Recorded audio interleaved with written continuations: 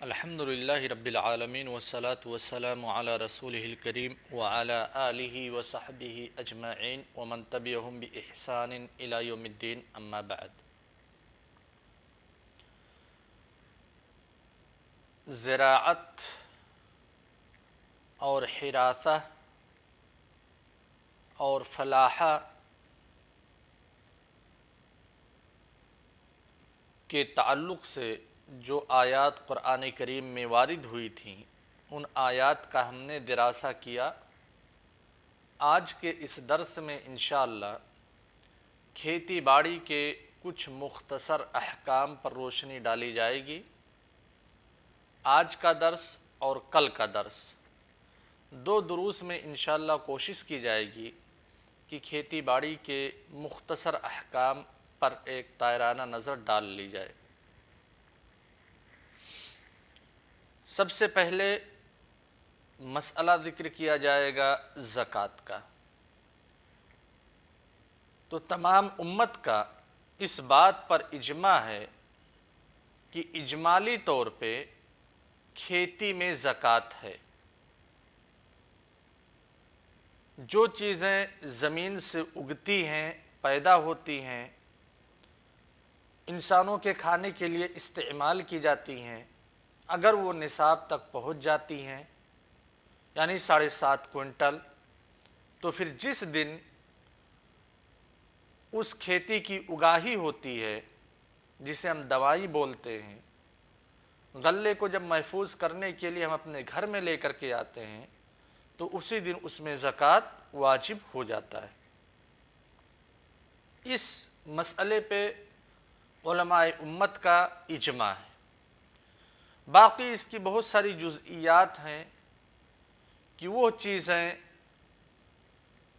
جن کا مطلب ادخار نہیں کیا جا سکتا، یعنی اکٹھا کر کے رکھا نہیں جا سکتا، یا پھر جو کھانے کے لیے استعمال نہیں کی جاتی ہیں، کیا ان میں زکوٰۃ ہے یا زکوٰۃ نہیں ہے، بہت ساری جزئیات ہیں۔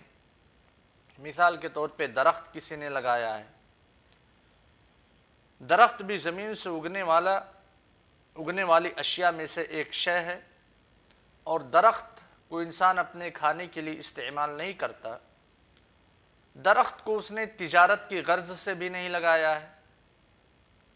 اگر تجارت کی غرض سے لگایا ہے تب تو وہ عروض تجارہ میں شامل ہوگا، تجارت کی غرض سے نہیں لگایا ہے، یہ کہ اپنا کبھی استعمال کریں گے،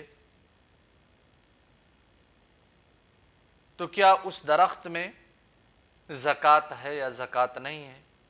سبزیاں جو ہوتی ہیں، سبزیوں کا ادخار ممکن نہیں ہے، کولڈ اسٹوریج یا فریزر میں ادخار کرنا شریعت کے نزدیک یہ مطلوب نہیں ہے۔ ادخار ہر ایک انسان اس کو مدخر کر سکتا ہو، ہر ایک انسان اسے اکٹھا کر سکتا ہو، یہ نہیں کہ کمپنیاں صرف اکٹھا کر لے یا پھر جو امیر لوگ ہیں وہ اکٹھا کر لے۔ تو کیا سبزیوں میں زکوٰۃ ہے کہ نہیں ہے، آلو ہوا یا پھر ہری سبزیاں ہوئیں، خیر یہ سب جزئیات ہیں۔ ان سے قطع نظر جو دوسرا مسئلہ ہے کہ کوئی شخص اپنے فصل کو اگر بیچ رہا ہے، کھیتی ہی میں وہ فصل لگی ہوئی ہے، تو کب بیچ سکتا ہے، کب نہیں بیچ سکتا ہے۔ تو معلوم ہونا چاہیے کہ جس زمین پہ فصل لگی ہوئی ہے، اگر کسی نے زمین بیچ دیا مطلق طور سے، کسی چیز کی قید و بند نہیں لگائی، کہ جو زمین میں پودا لگا ہوا ہے، جو فصل لگی ہوئی ہے، اس فصل کا کوئی تذکرہ نہیں آیا اور زمین کسی کے نام رجسٹری کر دیا، تو جس کے نام رجسٹری زمین کی گئی ہے وہی اس زمین پہ لگی ہوئی فصل کا بھی مالک ہوگا، چاہے لگی ہوئی فصل کی بالیاں پکی ہوں یا ہری ہوں، اس سے مطلب نہیں ہے، کیونکہ جو کھیتی ہے وہ زمین کے تابع،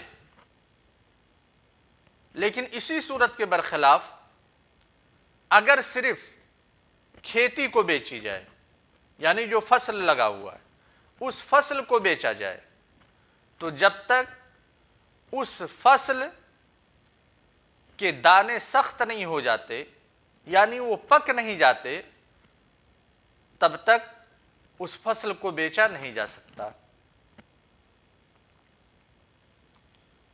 اور اگر کسی نے اپنی صرف فصل بیچی ہے، پک گیا، گیہوں کی بالیاں پک گئی ہیں، کٹنے کے قریب ہیں، کسی نے اندازاً بیچ دیا، ٹھیک ہے، ایک دوسرے صاحب نے خرید لیا، تو جو فصل بیچی گئی ہے خریدنے والا صرف فصل کا مالک ہوگا، زمین کا مالک نہیں ہوگا۔ اس سے پہلے جو مسئلہ بیان کیا گیا تھا، اگر زمین بیچ دی گئی تو زمین کے اوپر جو فصل لگی ہوئی ہے یہ فصل آٹومیٹکلی زمین کے تحت چلی جائے گی، اگر دونوں میں سے بائع اور مشتری دونوں میں سے کسی نے اس فصل کا تذکرہ نہیں کیا۔ لیکن اگر فصل بیچی ہے تو فصل یہ زمین، فصل کے تابع زمین نہیں ہے، لہذا زمین کا مالک خریدنے والا نہیں ہوگا۔ اسی طریقے سے اگر کوئی زمین بیچ رہا ہے اور اس میں فصل لگے ہوئے ہیں تو اس فصل کا استثناء بھی بے اتفاق العلماء کر سکتا ہے۔ 4 مسئلے بیان کیے گئے فصل اور زمین کے بیچنے کے بارے میں۔ پہلا مسئلہ کہ اگر کوئی شخص زمین بیچتا ہے، اس میں فصل لگا ہوا ہے، فصل کا تذکرہ نہیں ہوتا ہے، تو جو زمین خریدنے والا ہے وہی فصل کا بھی مالک ہو جائے گا، چاہے فصل کی بالیاں پکی ہوں یا نہ پکی ہوں۔ کیوں؟ کیونکہ جو کھیتی ہے، فصل ہے، یہ زمین کے تابع ہے۔ یہ پہلا مسئلہ۔ دوسرا مسئلہ، اگر صرف بالیوں کو بیچتا ہے، صرف فصل کو بیچتا ہے، تو خریدنے والا صرف فصل کا مالک ہوگا، زمین کا مالک نہیں ہوگا۔ تیسرا مسئلہ، فصل کو کب بیچا جا سکتا ہے؟ جب اس کی بالیاں سخت ہو جائے، وہ پک جائے۔ پکنے سے پہلے جب اس کی بالیاں ہری ہوتی ہیں تو اس وقت فصل کو نہیں بیچا جا سکتا۔ چوتھا مسئلہ کہ جو شخص زمین بیچ رہا ہے، زمین بیچنے والا لگے ہوئے، اس زمین پر لگے ہوئے فصل کا مکمل طور سے استثناء کر سکتا ہے۔ 4 مسئلہ یہ ہو گیا۔ پہلا مسئلہ بتلایا گیا کہ تمام امت کا اجماع ہے کہ زروع میں یعنی فصل میں، کھیتی میں زکوٰۃ واجب ہے اگر وہ نصاب تک پہنچ جاتے ہیں تو۔ 5 مسائل ہو گئے۔ اس کے بعد ایک مسئلہ ہے کہ ان چیزوں کا بیچنا جو زمین کے اندر چھپے رہتے ہیں، یعنی جو زمین کے نیچے اگتے ہیں، جیسے بصل ہے، پیاز زمین کے نیچے ہوتا ہے، اوپر سے مٹی ہوتی ہے، لہسن ہے، آلو ہے، یعنی ایسی چیزوں کا فروخت کرنا جو اوپر سے دکھائی نہیں دیتے، زمین کے نیچے ہوتے ہیں۔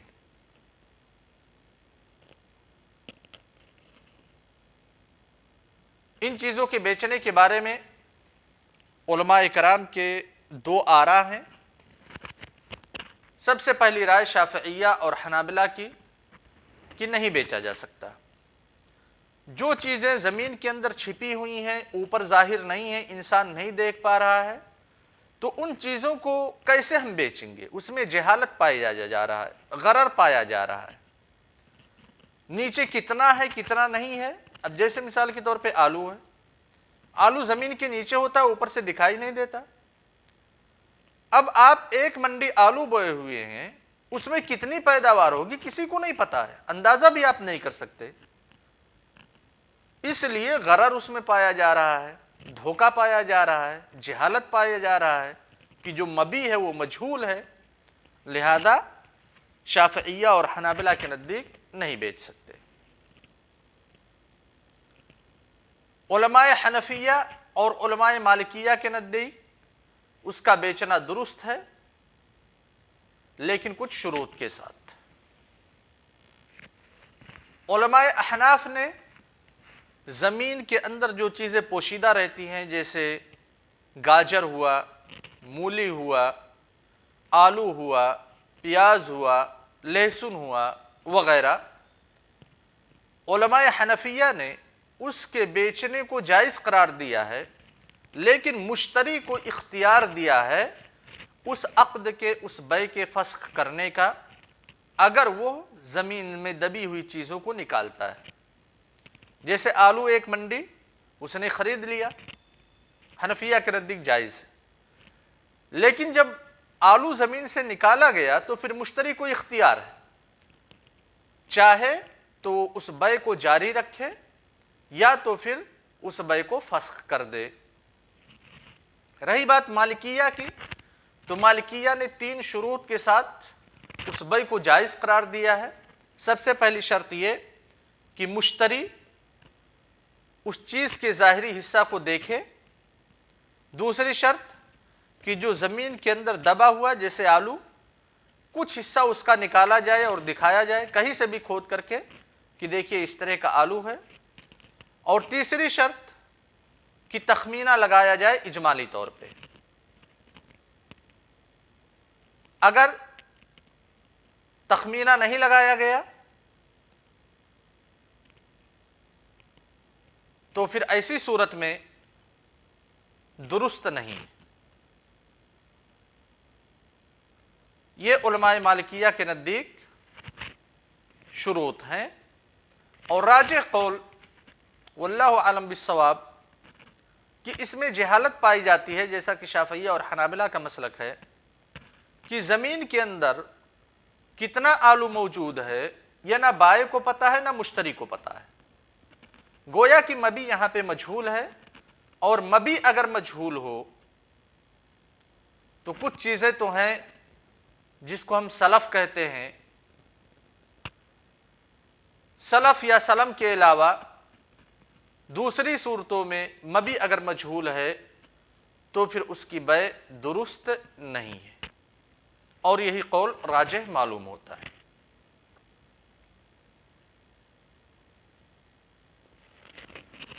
یہ ہو گیا چھٹا مسئلہ۔ 7واں مسئلہ کہ اگر کسی کی کھیتیاں لگی ہوئی ہیں، فصل لگے ہوئے ہیں، اس کھیتی کا نقصان ہو جائے جانوروں کے ذریعہ سے تو اس کا کون مالک ہے، ذمہ دار کون ہے؟ جیسے گیہوں لگی ہوئی ہے، دوسرے کسان بھی گاؤں میں رہتے ہیں، ان کے یہاں کچھ مویشی ہیں، ان کی مویشیوں نے فصل کا نقصان کر دیا، فصل کو چر لیا، تو اس کا ذمہ دار کون ہے؟ کیا صاحب ماشیہ ہے، یعنی جس کا جانور ہے وہ ذمہ دار ہے، یا جس کی کھیت ہے وہ ذمہ دار ہے؟ فقہائے کرام نے فرق کیا ہے اس نقصان میں جو نقصان رات میں ہوتا ہے اور اس نقصان میں جو نقصان دن میں ہوتا ہے۔ اگر نقصان رات میں ہوا ہے مویشیوں کے ذریعہ سے تو ایسی صورت میں جمہور علماء کرام کے نزدیک جو صاحب ماشیہ ہے، جو صاحب دابہ ہے، یعنی جو جانور کا مالک ہے، وہ ذمہ دار ہوگا اگر کھیتی رات میں چلی گئی ہے تو۔ اور اگر دن میں کھیتی کا نقصان ہوا ہے اور جانور اکیلا ہو، مالک اس کے ساتھ نہ ہو، اگر مالک اس جانور کے ساتھ ہے تب تو جانور کا جو مالک ہے وہ ذمہ دار ہوگا، اس کے اوپر ضمان لگے گا، جرمانہ عائد کیا جائے گا۔ لیکن اگر مویشی اکیلے، جانور مالک اس کا ان کے ساتھ نہیں ہے، اور دن میں کسی کی کھیتی چری گئی تو ایسی صورت میں صاحب ماشیہ یعنی جانور کے مالک کے اوپر کوئی جرمانہ نہیں ہے اور وہ ذمہ دار نہیں ہے،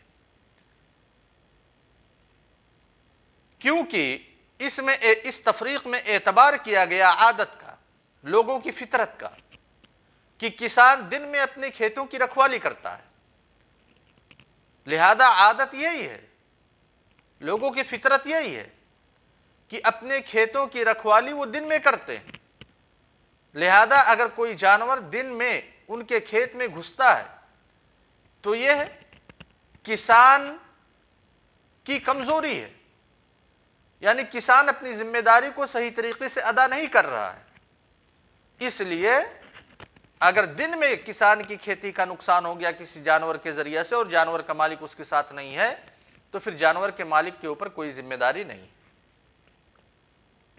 لیکن رات میں کسانوں کی عادت ہے دن میں اپنی کھیتی کی رکھوالی کرنا اور رات میں آرام کرنا۔ رات میں اگر کسی کے مویشی چلے جاتے ہیں کسی کسان کے کھیت میں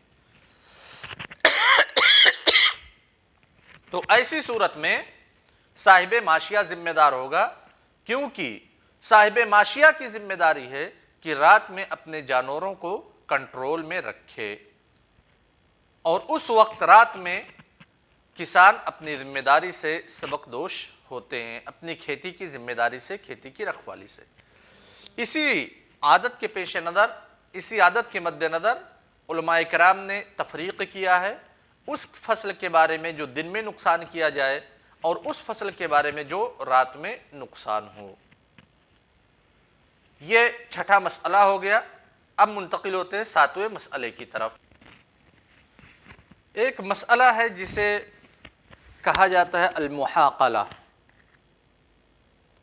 المحاقلہ حقل سے ماخوذ ہے۔ محاقلہ کا مطلب یہ ہے کہ جو فصل لگا ہوا ہے اپنی بالیوں میں ابھی کاٹا نہیں گیا ہے، اس فصل کو اسی کے جنس والی فصل سے اندازاً بیچنا یا اندازاً خریدنا۔ جیسے گیہوں کا فصل ابھی لگا ہوا ہے، بالیاں آ گئیں،